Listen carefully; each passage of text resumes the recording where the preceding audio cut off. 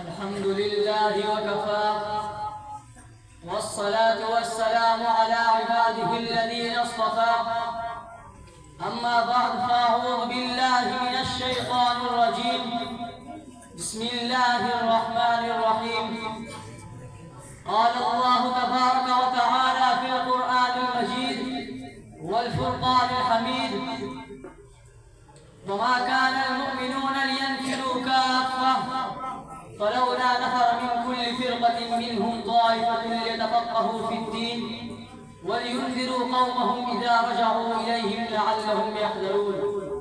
وقال النبي صلى الله عليه وسلم خيركم من تعلم القرآن وعلمه أو كما قال عليه الصلاة والسلام.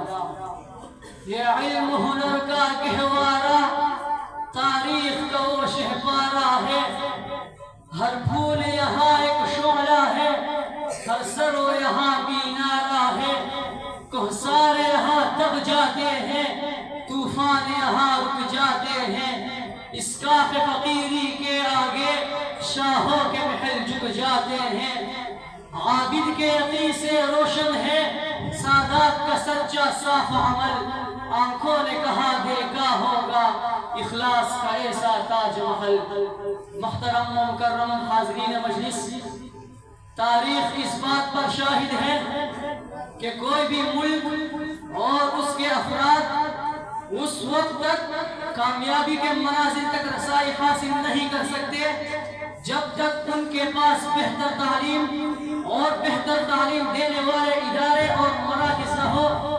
اور اس لیے دنیا کے ہر نظام میں تعلیم کو ایک بنیادی اہمیت حاصل ہے، اور تعلیم کا مقصد صرف دنیاوی کامیابی نہیں بلکہ انسان کو اخلاقی تربیت دینا بھی ہے. یہی وجہ ہے کہ اسلام نے تعلیم کو اتنی اہمیت دی کہ قرآن کریم کی پہلی وحی کا آغاز ہی اقرا یعنی پڑھو سے ہوا.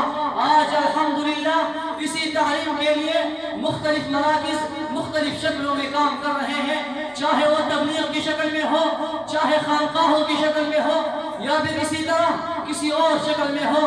لیکن ان میں سے جو آج کے معاشرے میں بنیادی کردار ادا کر رہے ہیں وہ مدارس ہے جو ہمارے دین کی بنیاد اور امت مسلمہ کے مستقبل کے لیے ایک عظیم سرمایہ ہے. سامعین محترم، مدرسے کی تاریخ اتنی پرانی ہے جتنی کی انسانی تاریخ پرانی ہے. جب خلاق دو عالم نے اس کائنات کا آغاز کیا تو سب سے پہلے یہ مدرسہ حضرت آدم علیہ السلام کے حوالے کیا، اور وہ مدرسہ اتنا لمبا اور طویل سفر طے کرتے ہوئے جناب حضرت محمد مصطفیٰ صلی اللہ علیہ وسلم کے پاس آ پہنچا.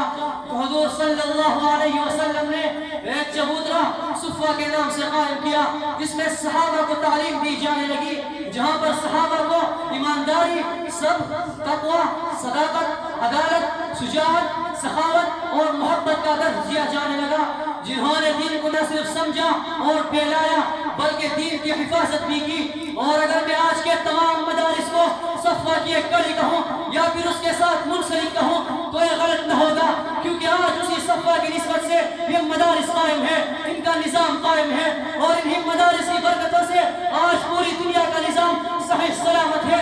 کیونکہ مدارس دینیہ کا وجود فارغ التحصیل علماء اور داعی معاشرے میں رہنمائی کا فریضہ سر انجام دیتے ہیں.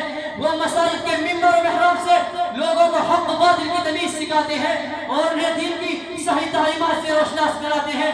جی ہاں، بلکہ میں ایک قدم آگے بڑھ کر کہتا ہوں کہ جب بھی اسلام اور اہل اسلام کو ضرورت پڑی تو ان مدارس کے علماء و طلباء مدرسے کی چار دیواری سے نکل کر میدان میں آئے. جب بھی اسلام کو مٹانے کے لیے کفار نے کوششیں کی تو ان کی کوششوں کو ناکام بنانے کے لیے ان مدارس کے علماء و طلباء میدان عمل میں اترے اور اپنے تن من دن کی باسی لگا دی. انہوں نے تانے اور گالیاں سنی، جیل کی کال کوٹڑوں میں زندگی گزارتے رہے، اپنی گردنیں کٹواتے رہے، لیکن کسی ملحد اور بے دین جابر الظالم حکمران کو شریعت کے کسی ادنیٰ سے حکم میں بھی تحریف کی اجازت نہ دی.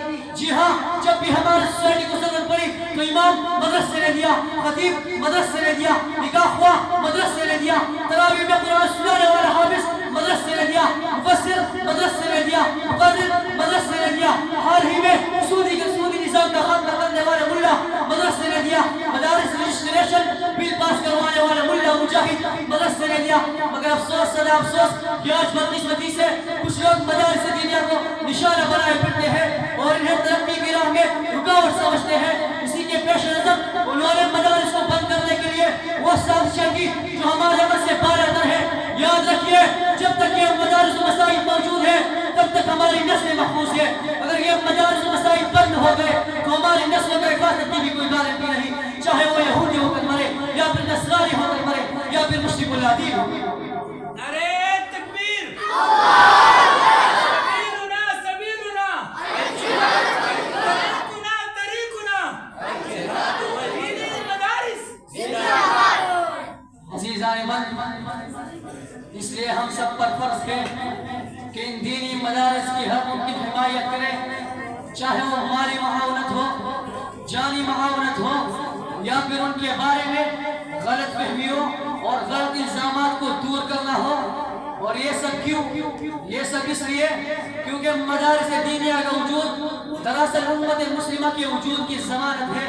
بس میں آخر میں اتنا کہہ کر اجازت چاہوں گا، بے نور شب میں دن کا اجالا ہے مدرسہ، ہر دور میں جہل کو مٹاتا ہے مدرسہ، یہ تو مسافروں کا غریبوں کا ہے مسکن، معصوم یتیموں کا سہارا ہے مدرسہ، سکھلائے نبی پاک کے اخلاق مقدس، انسان کو انسان بناتا ہے مدرسہ۔ کچھ دیر محبت کی نگاہ سے یہ سمجھ لو، بندے کو اس کے رب سے ملاتا ہے مدرسہ۔ یہ پیغام محبت ہے، نظر کر کے تو دیکھو، تم کو بھی سمجھ آئے گی، تم پڑھ کے تو دیکھو۔ وآخر دعوانا